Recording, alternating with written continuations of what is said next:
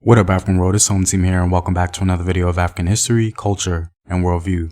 This video is a request from one of my patrons, and it'll be part of my Closer Look series. So today, we're going to be taking a closer look at the Balanta people.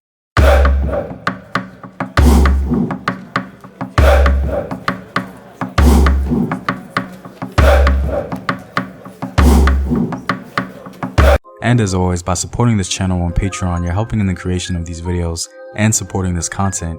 If you'd like access to full courses and sources, or you simply want to show your support, you may do so by clicking the Patreon link in the description box below.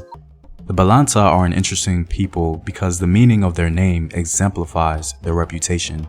Balanta means those who resist, but we'll get into that a little later. The Balanta are the largest ethnic group in Guinea-Bissau, coming in at over 400,000 people. They can be divided into several subgroups, the largest of which are known as the Balanta Brasa. Other groups are known as the Balanta Mane and the Balanta Beja. Most archaeologists believe that the people who became known as the Balanta migrated to Guinea-Bissau in small groups between the 10th and 14th centuries. In the 19th century, they spread further into Guinea-Bissau and southern Senegal, mostly to resist other expansionist states or peoples. Oral tradition claims that they came from a region they called Nhakra. However, before that, they came from a more eastern region within West Africa. The oral tradition concerning Balanta migration has two trends, one of which is that they left the more eastern region due to Mandinka or Fulani pressure. According to some accounts, the origin of the Balanta was in Mali. Due to various reasons, the Balanta were forced toward the west near the coastal regions. Balanta and other ethnic groups did not have good relations. There were always wars with other ethnic groups over land and theft. I can say that the Bimindi always emerged victorious and pushed the Balanta to littoral regions that the Balanta discovered later were good for agriculture. There does exist some other oral accounts that ultimately place Balanta origins in Eastern Africa, specifically the Nile Valley. Despite this, their recent origin in Guinea-Bissau or Mali is where we get the meaning of the name Balanta, thus solidifying a full Balanta identity. Apparently, the Mandinka had many run-ins with the Balanta as they tried to extend their power and influence in West Africa. It's been suggested that the name Balanta comes from the Mandinka word Balanto, which means those who resist, and so they seem to have given the Mandinka a run for their money, or at the very least, made their journey into statehood very difficult.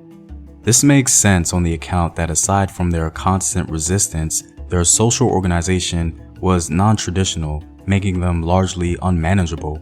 The Balanta quickly realized that the coast offered more defenses and opportunities for counterattack against slave raiding and other attacks from conquering armies. The Balanta grow many foods, some of which include rice and peanuts. They cultivate yams, paddy rice, and maize. The religious ideas of the Balanta have been affected by the historical, political, and economic realities. The extensive labor that was needed by rice farming required a certain socio-political structure to maintain, thus influencing the traditional religion. Even though rulers did occasionally govern some Balanta, they remained largely egalitarian, which didn't really bode well, as many Balanta were seemingly opposed to one centralized elite group ruling over the masses. Instead of forming isolated communities, however, the Balanta maintained commercial relationships with surrounding communities and settlements. They increasingly showed innovation and entrepreneurship. By the 18th century, they were producing all their standard exports, along with cotton, indigo, and palm oil for the market. The Portuguese, along with Muslim groups, created much change in Balanta life. The Portuguese advanced pacification campaigns in Guinea-Bissau and subjugated the Balanta to the appointed Fulani rule. This relationship was one of the reasons why the Balanta people enlisted in great numbers in the nationalist struggles of the 60s and 70s. Well, I'm all out, guys. If you like these videos and want to help in its continued production, consider supporting the home team on patreon.com. The link is in the description box below.